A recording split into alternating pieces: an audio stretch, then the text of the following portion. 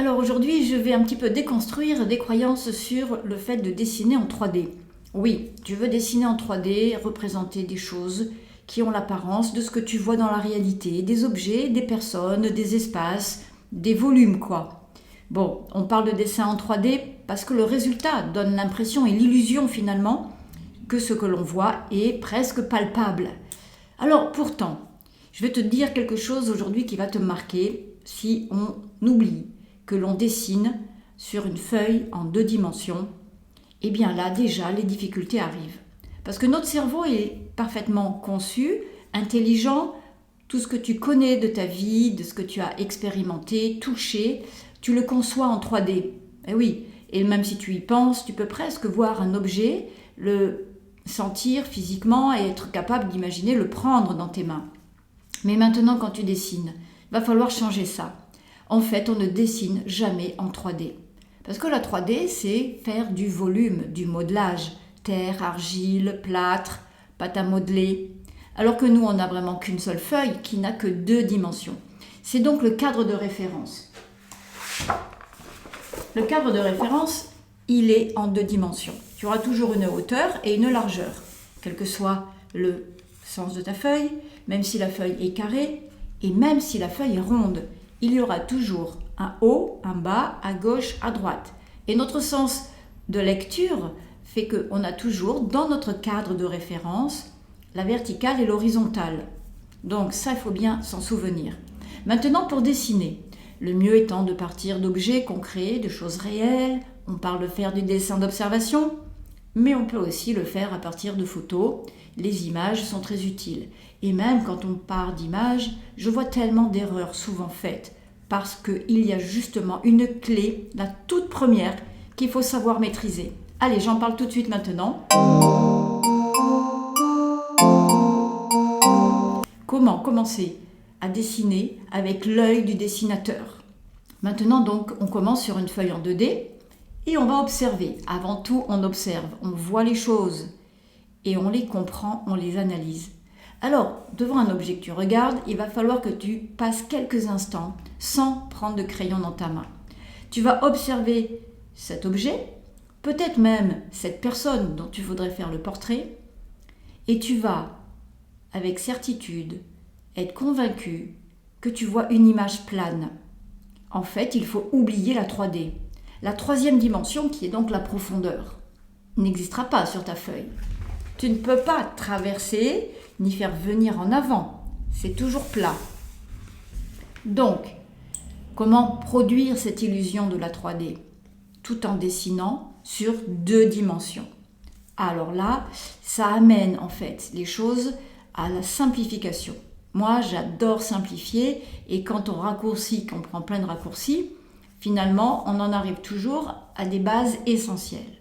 Observer les choses en se disant, en étant convaincu qu'elles sont planes. Un truc pour ça, c'est de fermer un œil. Ça peut aider dans certains cas. Donc si j'observe un objet,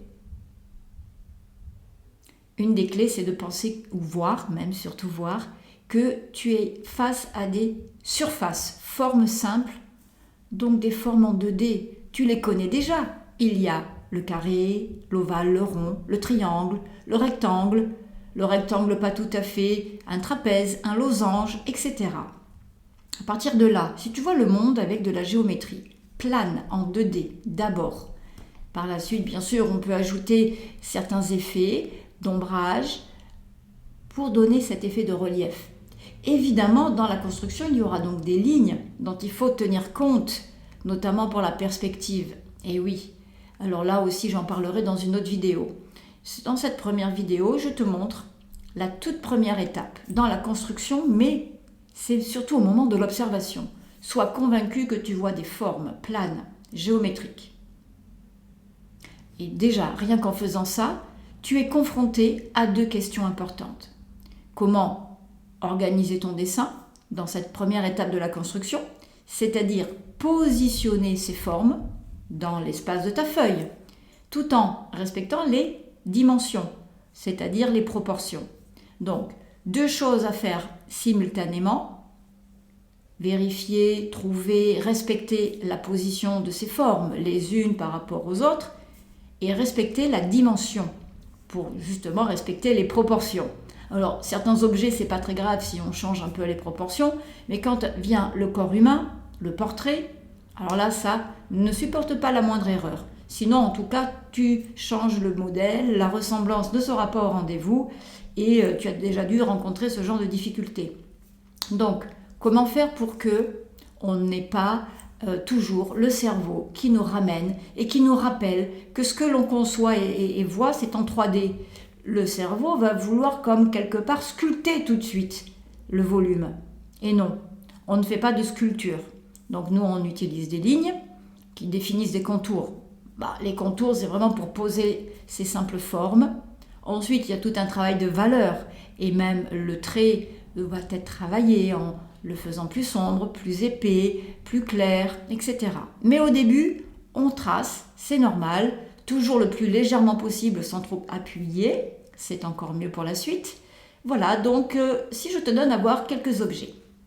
Maintenant, à toi de voir, tu n'es pas obligé de prendre d'abord une feuille et un crayon, car cette première étape, c'est l'observation et la traduction que tu en fais dans ta tête.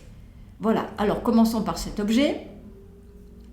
Eh bien, quelles sont les formes principales que tu vois? Puis celui-ci, quelles sont les formes? Alors je vais dire géométriques pour t'orienter. Ben oui, parce que tout le monde connaît le carré, le triangle, l'ovale, le rond. Tu peux même fermer les yeux et quand je prononce le mot ovale, bon, tu vas me dire oui, mais est-ce qu'il est dans le sens vertical ou à l'horizontale? Bon, alors prenons un carré.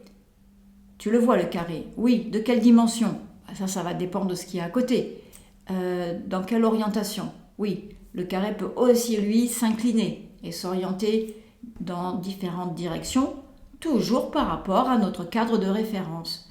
Voilà, donc je n'irai pas plus loin, car c'est à cette première étape que je fais travailler énormément mes élèves pour que cette bascule, ce tilt dans la tête se produise. Parce qu'à partir du moment où on l'a, le reste va découler beaucoup plus facilement. Donc c'est bien ça aujourd'hui, on a vu que dessiner en 3D, ça n'existe pas. On dessine sur une surface en 2 dimensions. On a une feuille sur laquelle on ne peut faire que simplement des traits qui vont définir d'abord des formes. Pour commencer, les formes géométriques, c'est plus simple. Quelquefois des formes semi-géométriques ou quelconques, dont on n'a pas forcément de nom en tête, mais c'est pas grave, pourvu qu'elles soient simples, faciles à identifier. Et tout en faisant cela, on se préoccupe des proportions et exactement de la position. La position, ça inclut l'orientation. Donc, j'adore prononcer cet acronyme. POP. POP pour la position, O pour l'orientation et P pour les proportions. Voilà les 3 piliers fondamentaux pour pouvoir progresser très vite en dessin. Il faut découvrir tout ça à travers l'expérience. Mais c'est ce que je fais à chaque fois. Donc voilà la première expérience par laquelle passer. Alors on en poursuivra d'autres par la suite. Et bien voilà, tout est disponible sur mon site voiretdessiner.com pour les cours en ligne et puis d'autres vidéos sur la chaîne parce que j'en ai quand même déjà dit pas mal de choses assez curieuses souvent. À très vite, tout le monde adore ces vidéos, toi aussi, tu peux t'abonner à la chaîne. À très vite.